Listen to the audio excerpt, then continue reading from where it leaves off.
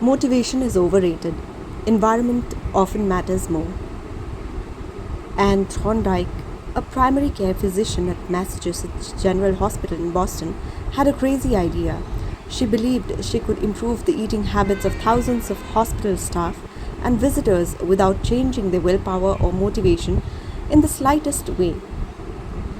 In fact, she didn't plan on talking to them at all.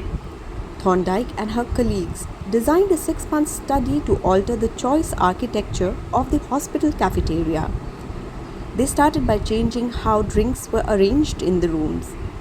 Originally, the refrigerators located next to the cash register in the cafeteria were filled with only soda. The researchers added water as an option to each one. Additionally, they placed basket of bottled water next to the food station throughout the room. Soda was still in the primary refrigerators, but water was now available at all drink locations. Over the next 3 months, the number of soda sales at the hospital dropped by 11.4%. Meanwhile, sales of bottled water increased by 25.8%. They made similar adjustments and saw similar results. With the food in the cafeteria, nobody had said a word to anyone eating there. People often choose products not because of what they are, but because where they are. If I walk into the kitchen and see a plate of cookies on the counter, I'll pick up half a dozen and start eating, even if I hadn't been thinking about them beforehand and didn't necessarily feel hungry. If the communal table at the office is always filled with donuts and bagels, it's going to be hard not to grab one every now and then. Your habits change depending on the room you are in and the cues in front of you. Environment is the invisible hand that shapes human behavior. Despite our unique personalities, certain behaviors tend to arise again and again under certain environmental conditions. In church, people tend to talk in whispers. On a dark street, people act wary and guarded. In this way, the most common form of change is not internal, but external. We are changed by the world around us. Every habit is context dependent. In 1936, psychologist Kurt Lewin wrote a simple equation that makes a powerful statement. Behavior is a function of the person in their environment, or B equals to function bracket P comma E. It didn't take long for Lewin's equation to be tested in business. In 1952, the economist Hawkins Stern described a phenomenon called the suggestion impulse buying, which is triggered when a shopper sees a product for the first time and visualizes a need for it. In other words, customers will occasionally buy products and not because they want them, but because of how they are presented to them. For example, items at eye level tend to be purchased more than those down near the floor. For this reason, you'll find expensive brand names featured in easy to reach locations on store shelves because they drive the most profit, while cheaper alternatives are tucked away in hard to reach spots. The same goes for end caps, which are the unit at the end of aisle. End caps are money making machines for retailers because they are obvious locations that encounter a lot of foot traffic. For example, 45% of cola sales come specifically from end of the aisle racks.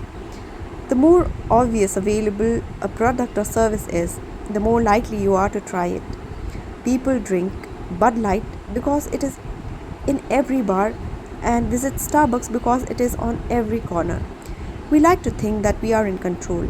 If we choose water over soda, we assume it is because we wanted to do so. The truth, however, is that many of the action we take each day are shaped not by purposeful drive and choice, but by the most obvious option.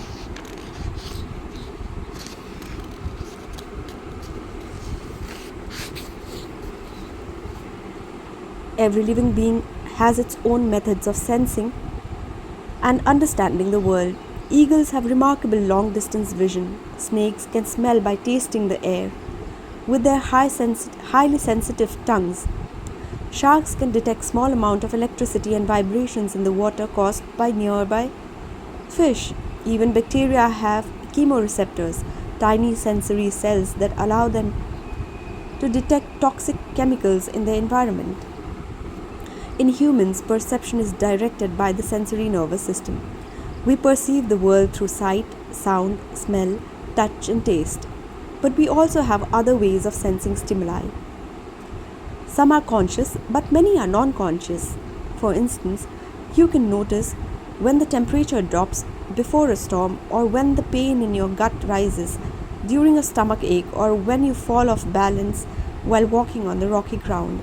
Receptors in your body pick up on a wide range of internal stimuli, such as the amount of salt in your body or the need to drink when thirsty. The most powerful of all human sensory abilities, however, is vision. The human body has about 11 million sensory receptors. Approximately 10 million of those are dedicated to sight. Some experts estimate that half of the brain's resources are used on vision, given that we are more dependent on vision than on any other sense. It should come as no surprise that visual cues are the greatest catalysts of our behavior. For this reason, a small change in what you see can lead to a big shift in what you do. As a result, you can imagine how important it is to live and work in environments that are filled with productive cues and devoid of unproductive ones. Thankfully, there is good news in this respect. You don't have to be the victim of your environment, you can also be the architect of it. How to design your environment for success. During the energy crisis and oil embargo of the 1970s, Dutch researchers began to pay close attention to the country's energy usage. In one suburb near Amsterdam, they found that some homeowners used 30% less energy than their neighbors, despite the homes being of similar size and getting electricity for the same price.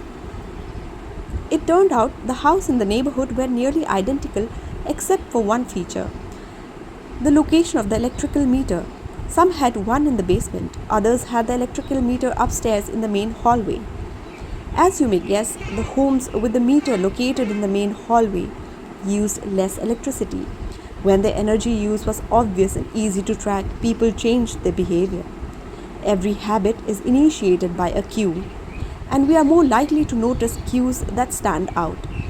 Unfortunately, the environments where we live and work often make it easy not to do certain actions because there is no obvious cue to trigger the behavior.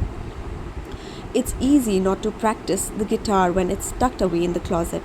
It's easy not to read a book when the bookshelf is in the corner of the guest room. It's easy not to take your vitamins when they are out of sight in the pantry.